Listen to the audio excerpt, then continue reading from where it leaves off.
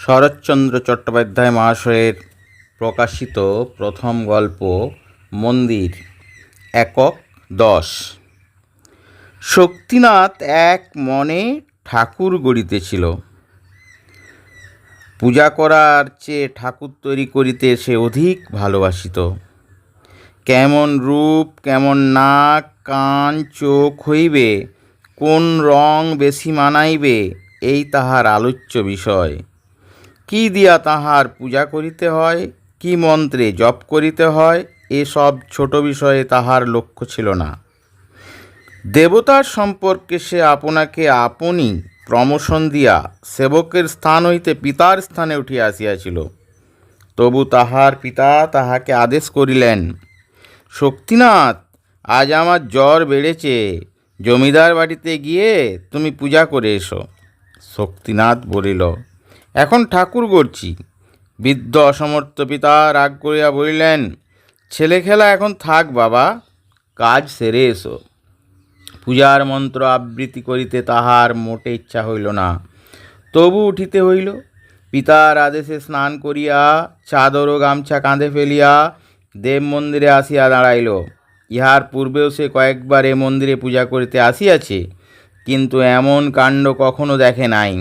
এত পুষ্পগন্ধ, এত ধূপধনার আড়ম্বর, ভোজ্য ও নৈবেদ্যের এত বাহুল্য, তার ভারী ভাবনা হইল।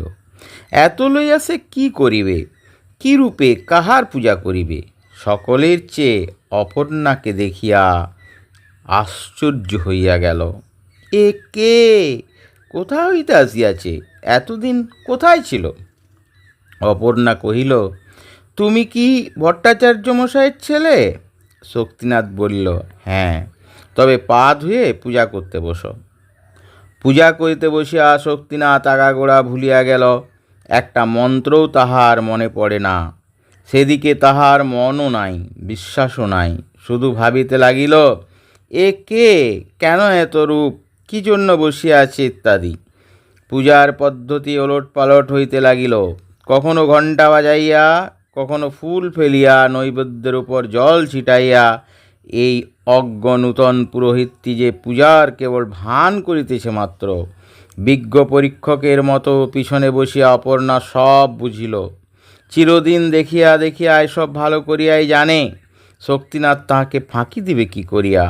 পূজা অবসানে কঠিন স্বরে অপর্ণা কহিল, তুমি বামুনের ছেলে, অথচ পূজা করতে জানো না?